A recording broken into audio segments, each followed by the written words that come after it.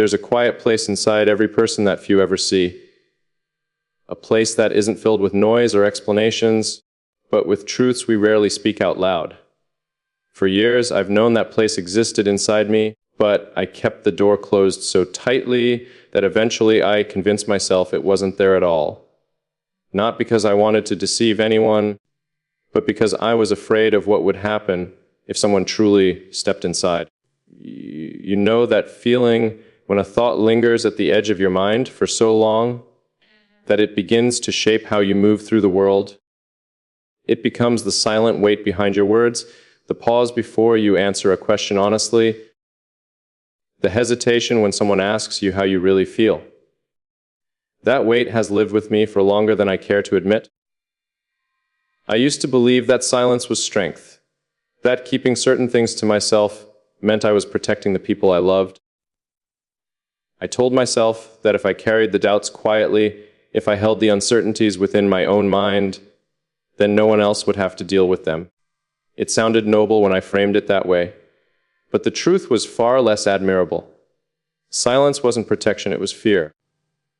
Fear that if someone saw the whole version of me, they might change how they felt. Fear that the image I had carefully maintained, the reliable one, the thoughtful one, the strong one, might crack under the weight of honesty.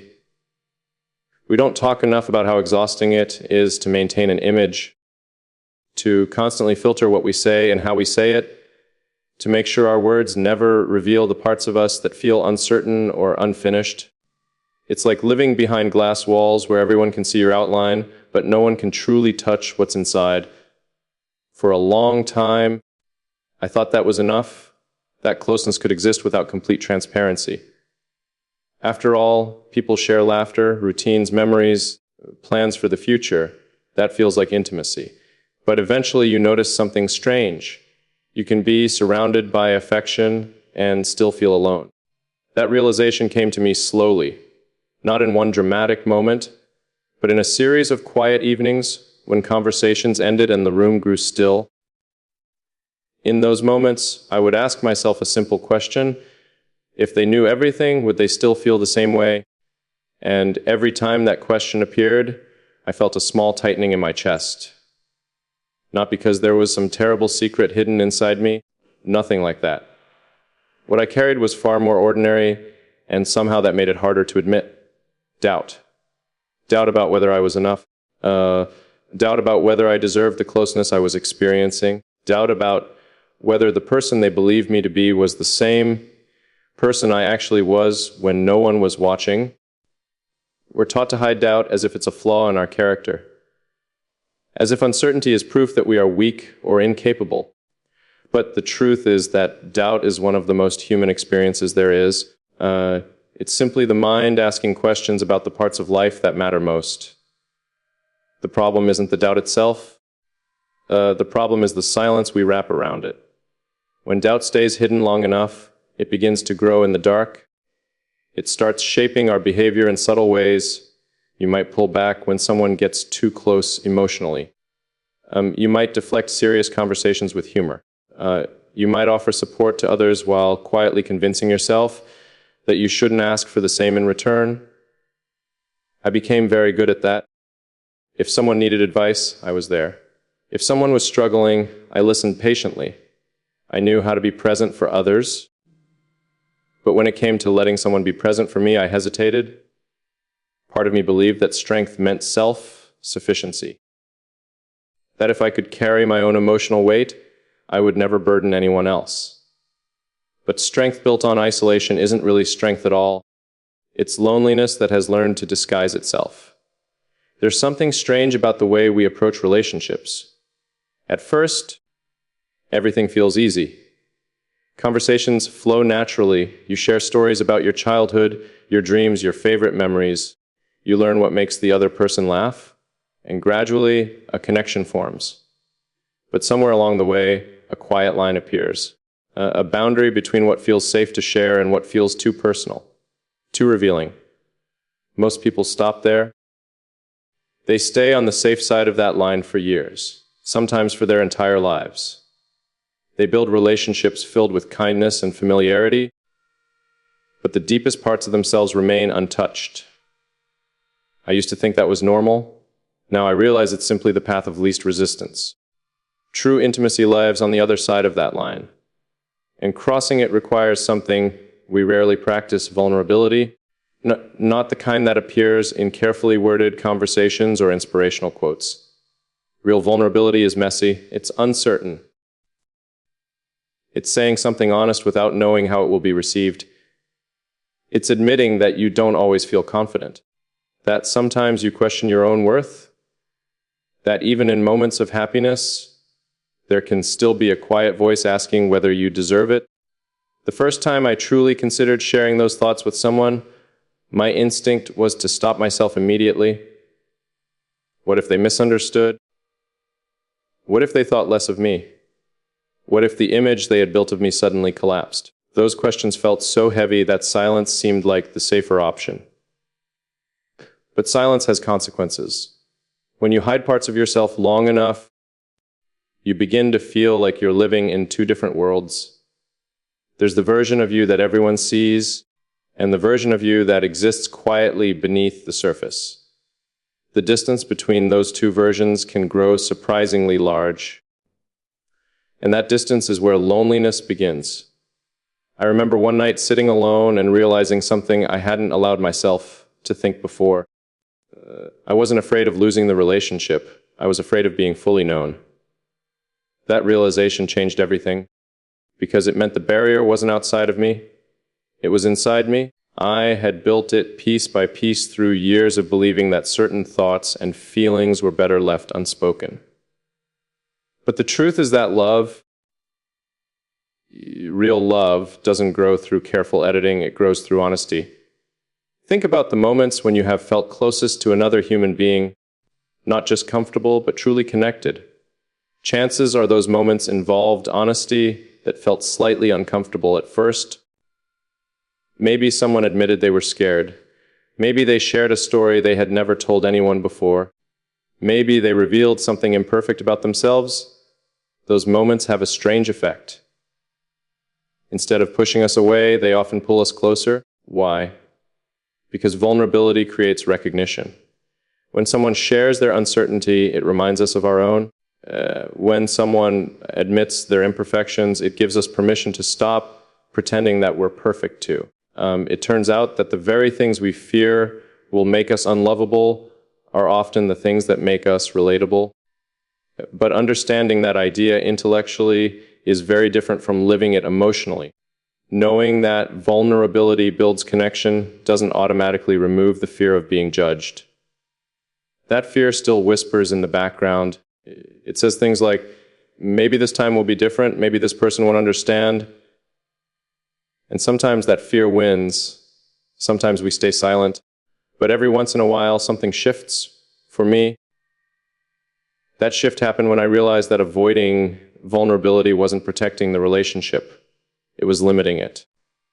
You can only build depth when both people are willing to show the parts of themselves that feel unfinished.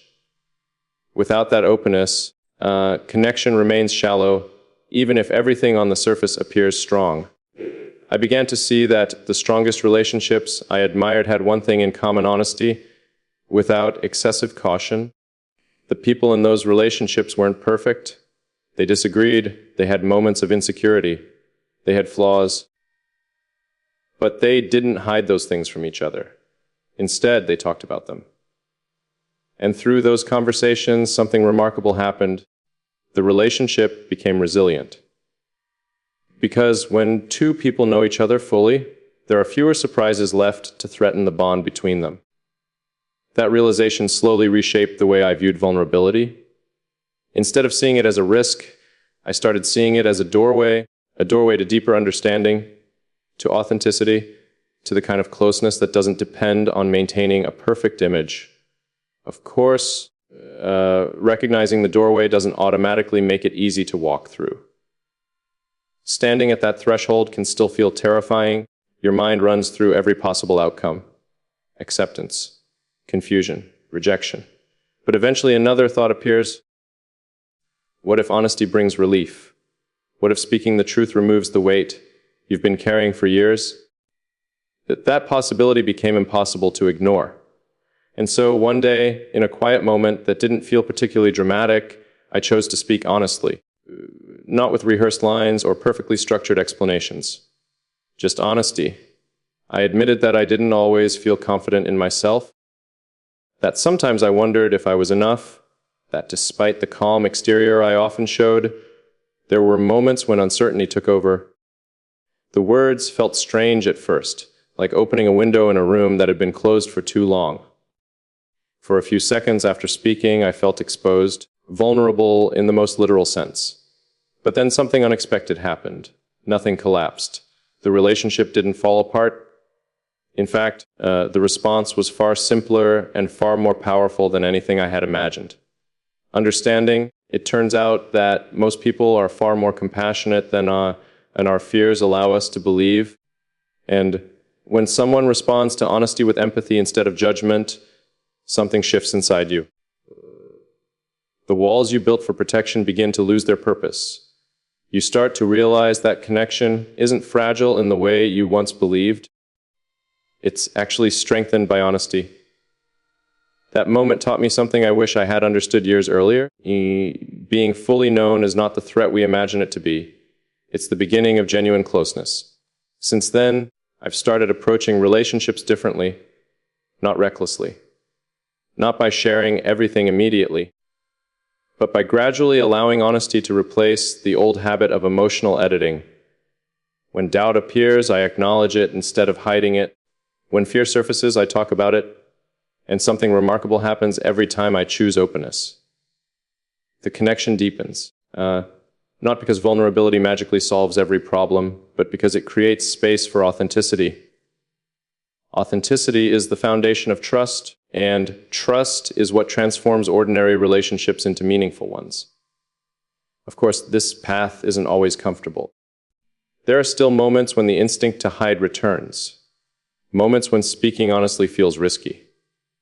But I remind myself of the alternative, a life where I am liked but not known, a relationship where affection exists but authenticity is missing. That kind of connection might feel safe, but it lacks the depth that makes love truly fulfilling. So I choose honesty, not perfectly, not fearlessly, but intentionally, and every time I do, I feel a little lighter, because the truth has a strange kind of power. It frees us from the exhausting effort of pretending. It allows us to exist exactly as we are, unfinished, imperfect, human. And when someone chooses to stay beside us after seeing that reality, the connection becomes something rare and extraordinary, not a love built on illusion, but a love built on truth. That's the kind of connection I want to build. One where the doors remain open, where doubts can be spoken without fear, where vulnerability isn't treated as weakness, but as the courage to be real. Because in the end, the greatest intimacy isn't found in perfection. It's found in the moment two people look at each other, flaws and all, and quietly decide that honesty is worth the risk. And that decision, simple as it may seem, is where real love begins. There's a strange kind of silence that exists between two people who care about each other deeply, but still keep certain truths hidden. It's not the kind of silence that comes from anger or distance. It's quieter than that, softer, almost invisible. It lives in the pauses between sentences, in the moments when a thought appears in your mind, but never quite reaches your lips. For the longest time, I believed that silence like that was harmless. That every person was entitled to their private thoughts, their internal struggles, their unspoken doubts. And in many ways, that's true. No one can fully live inside another person's mind. But I've come to understand something different about the truths we choose to hide. Sometimes the things we keep to ourselves are the very things that prevent us from being truly close to someone else. Not because they are dramatic or dangerous secrets. Most of the time, they're much quieter than that. They're the thoughts that show up late at night when the world is quiet. The questions about whether we're doing enough, giving enough, being enough. We all carry those questions in one form or another. Yet when someone looks at us with admiration or affection, we instinctively push those questions deeper inside ourselves. We worry that if they saw the uncertainty behind our confidence, the connection might shift. It's strange how quickly the mind jumps to that conclusion, as if love is something fragile that only survives when we appear certain and strong. I used to think the same way. I thought that the best way to maintain closeness with someone was to show them the most stable version of myself. The version that seemed calm and capable, the version that had answers instead of doubts. It felt responsible to do that. It felt like protecting the relationship. But over time, I noticed something subtle happening. Even though the relationship looked healthy from the outside, I began to feel a quiet sense of distance inside it. Not distance from the other person exactly, but distance from myself. Because when you hide parts of your inner world long enough, you start to feel like the connection is built on an incomplete version of who you are. And that feeling can be surprisingly heavy. You start wondering if the affection you receive is meant for the real you or just the version you've presented. You begin asking yourself questions like, would they still feel the same if they knew everything I'm thinking? If they saw the parts of me that are still uncertain? Those questions don't disappear easily once they appear. They linger quietly in the background, shaping the way you behave without you even realizing it. Maybe you change the subject when conversations start getting too personal. Maybe you laugh something off when someone asks a question that feels a little too close to the truth. These reactions become habits, and habits, over time, turn into walls. The difficult thing about walls is that they rarely feel like walls while we're building them.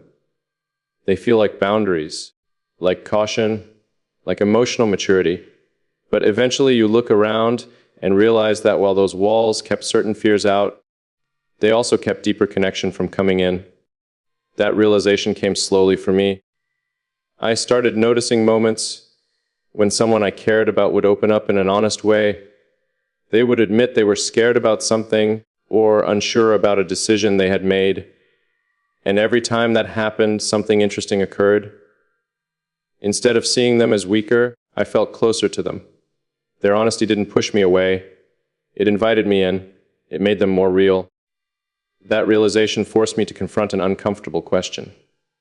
If vulnerability brings people closer, why was I so determined to avoid it? The answer, I eventually realized, was simple. Fear. Not fear of the other person exactly, but fear of losing the identity I had built for myself. For years, I had quietly defined myself as someone who had things under control. Someone who didn't let uncertainty show. Someone who handled problems internally instead of speaking them out loud. Letting someone see my doubts felt like letting go of that identity. And the mind resists letting go of identities, even when they no longer serve us. But something about that realization changed the way I looked at relationships. I began to see that intimacy isn't created through consistency alone. It isn't built simply by spending time together or sharing experiences. True intimacy is created through understanding. And understanding only grows when two people are willing to reveal the parts of themselves that aren't perfectly polished. Think about how we form friendships as children. We don't carefully curate our personalities or filter every thought before speaking. We simply show up as we are. We say things honestly, sometimes awkwardly, sometimes imperfectly. And through that raw honesty, connection forms naturally. But somewhere along the way, adulthood teaches us to be more careful, more composed, more guarded. We start believing that being lovable means being impressive, being admirable, being someone who appears emotionally stable and confident at all times. Yet that expectation quietly removes the very thing that makes relationships meaningful. Authenticity. Without authenticity, closeness becomes performance. And performance, no matter how convincing, eventually becomes exhausting. I remember a moment when this realization became impossible to ignore. Someone I cared about asked me a simple question. They asked how I had really been feeling lately. Not the polite version of the question people ask casually. They meant it sincerely. They waited for the answer. For a few seconds, I considered giving the usual response, the comfortable one, the answer that keeps everything easy. But something stopped me. Maybe it was the exhaustion of holding everything inside. Maybe it was the quiet understanding that continuing to hide my thoughts would only deepen the distance I had begun to feel. So instead of the usual response, I told the truth. I admitted that I didn't always feel as confident as I appeared. That sometimes I questioned whether I was moving through life in the right direction. That there were moments when I worried about disappointing the people who believed in me. The words felt heavier than I expected. Saying them out loud made them feel real in a way that thinking them privately never had. For a moment, I felt exposed, like I had removed a layer of protection I had worn for years. But then something surprising happened. The reaction wasn't disappointment. It wasn't judgment. It was understanding. In fact, the conversation that followed felt more genuine than many conversations we had shared before, because honesty has a strange effect on human connection. When one person speaks openly about their fears or uncertainties, it creates space for the other person to do the same. It signals that the relationship isn't built on perfection. It's built on trust. That moment reshaped the way I think about vulnerability. I realized that vulnerability isn't about revealing every thought or feeling you have. It's about allowing the parts of yourself that feel imperfect to exist openly within the relationship. It's about trusting that someone can see your humanity and still choose to stay. And that trust transforms everything. Because once you experience a relationship where honesty is welcomed instead of feared, the old habit of hiding begins to feel unnecessary. You start noticing how much lighter conversations feel when you're not constantly editing yourself. You notice how much more connected you feel when both people are speaking from a place of authenticity rather than performance. Of course, vulnerability will always involve some level of uncertainty. There will never be a guarantee that someone will respond the way we hope, but avoiding vulnerability doesn't eliminate uncertainty either. It simply replaces the risk of rejection with the certainty of distance. And distance, even quiet emotional distance, slowly weakens connection. That's why the most meaningful relationships aren't the ones where everything is smooth and effortless. They're the ones where both people feel safe enough to reveal their unfinished parts, where doubts can be spoken without shame, where fears can be acknowledged without turning into barriers. Those relationships aren't perfect. They're real, and real connections have a resilience that perfection never could. Because when two people understand each other's fears and imperfections, there are fewer illusions left to break. The relationship becomes grounded in truth. And truth, even when uncomfortable, is stronger than any carefully maintained image. These days, I try to approach connection with a different mindset. Instead of asking how I can appear strong or impressive, I ask a simpler question. How can I be honest here? Sometimes honesty means admitting uncertainty. Sometimes it means saying you need support. Sometimes it simply means acknowledging emotions you might normally hide. Every time I choose that path, something remarkable happens. The relationship deepens. Not dramatically, not instantly, but gradually in small ways that accumulate over time. And with that depth comes a sense of peace that performance could never provide. Because when you are fully known by someone and they still choose to stand beside you, the connection feels different. It feels grounded, stable, authentic. You no longer have to wonder whether the affection is meant for the real you. You know it is. And that certainty creates a level of trust that transforms the entire relationship. Looking back now, I realize that the things I once feared revealing were never as dangerous as I imagined. They were simply human. Doubts, questions, imperfections, the same things every person carries in one form or another. And once those truths are spoken, they lose their power to isolate you. They become bridges instead of barriers. Because vulnerability, despite how uncomfortable it can feel at first, is ultimately an act of courage. It's the decision to stop hiding behind carefully constructed versions of yourself. It's the choice to allow another person to see the whole picture, not just the polished highlights, but the unfinished details too. And when that happens, when two people meet each other in that space of honesty, something rare begins to grow. Not a perfect love, but a real one, the kind built on truth instead of illusion. The kind that doesn't require constant performance. The kind where both people can finally breathe, knowing they are accepted exactly as they are. And in a world where so many relationships are built on surface level understanding, that kind of authenticity becomes something incredibly valuable. Because at the end of the day, the deepest human desire isn't to be admired. It's to be understood, to be seen clearly, imperfections and all, and still be chosen. And the only way that kind of connection can exist is if someone is brave enough to open the door first, to speak honestly, to step beyond the comfort of silence, and trust that what waits on the other side of vulnerability might not be rejection. It might be the beginning of something deeper than anything you've experienced before.